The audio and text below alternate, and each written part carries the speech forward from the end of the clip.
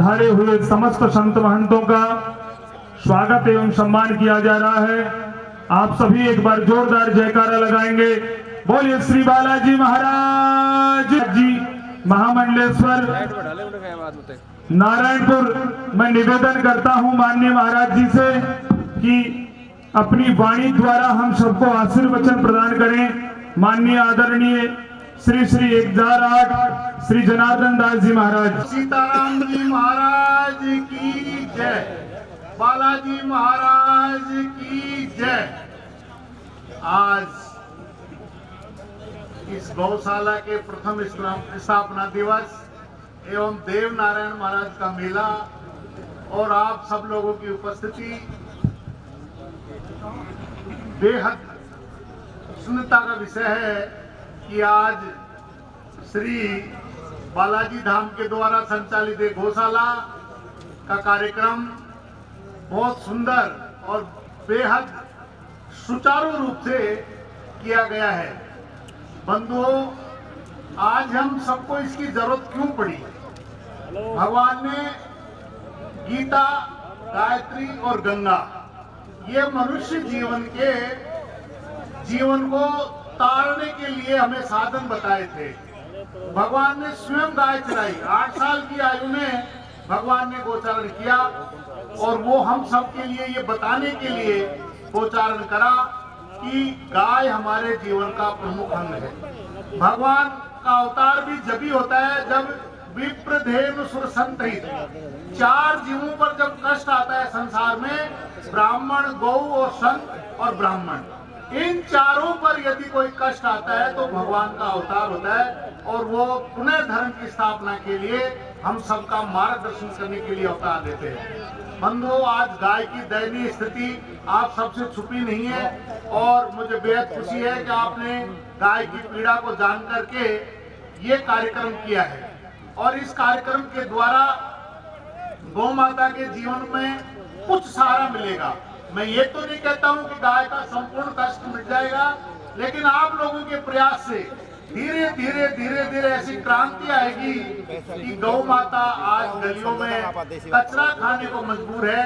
वो गौ माता हमारे लिए बहुत ही, जिसको हम माँ का दर्जा देते हैं, कल को सोचो कि हमारी माँ का हाल ये हो तो हम सबके लिए मुंह दिखाने वाली बात नहीं है। इसलिए हम सबका प्रथम दायित्व है इस गौ माता के कष्ट को हम दूर करें और दूर करने के लिए समय समय पर साथ हमारे श्री बालाजी महाराज के युवा संत श्री बलराम दास जी ने यह बीड़ा उठाया और इनकी वजह से ये तो एक माध्यम है, सहयोग आप सबका है और इस सहयोग से आप लोगों में प्रेरणा करी और उस प्रेरणा के माध्यम से आज बहुत सुंदर गौशाला, जिसमें मुझे पता लगा कि करीब 400 गोवंश इस गौशाला में है, धीरे धीरे और बढ़ेंगे और इसकी सेवा होगी।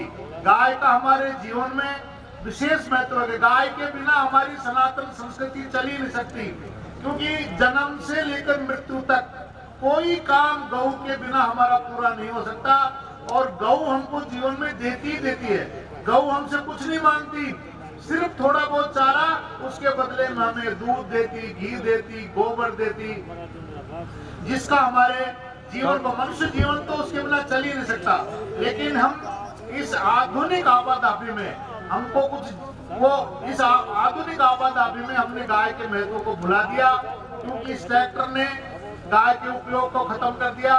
हमारे जमींदार लोग हैं, ये अपने बेटों को नहीं पालते थे, उससे ज्यादा कहीं बछड़ों को पालते थे और बछड़ों की पालने की वजह से हमारी खेती शुद्ध होती थी। गाय का गोबर पड़ता था जिससे हमारे जो अन्न मिलता था उससे कोई रोग नहीं होता था।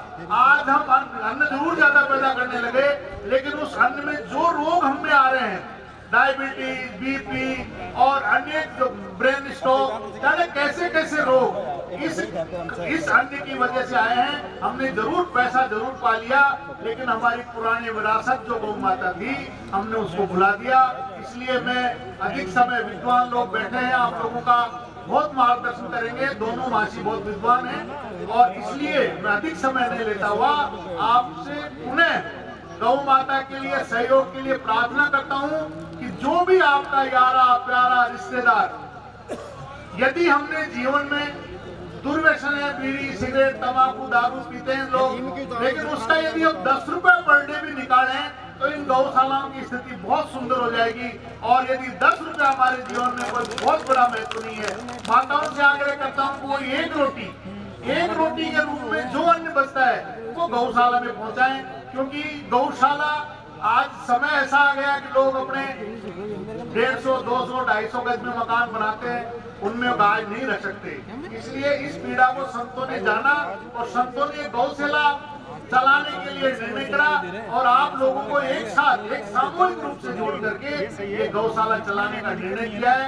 ये पुणे में श्री रतनदास जी महाराज और श्री बलराम दास जी महाराज को बहुत बहुत साधुवाद देता हूँ कि उन्होंने आज के समय की बहुत बड़ी पीड़ा को जान करके गौ माता की सेवा का बीड़ा उठाया है। मैं आप लोगों से सुबह पुनः प्रार्थना करता हूँ कि जो भी अपने से बने वो गौशाला के लिए दान दें, और गौशाला में दान ही नहीं है, समय समय पर आकर सेवा भी करें, क्योंकि आपने दे दिया भाई आपने तो दे दिया, लेकिन यदि गौशाला में सेवा नहीं करने वाले गोपालक नहीं आएंगे तो उनकी सेवा नहीं होगी।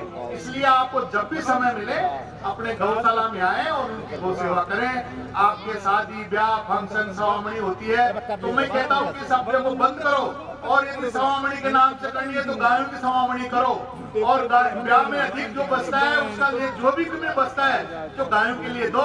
इसी से हमारे जीवन का कल्याण होगा।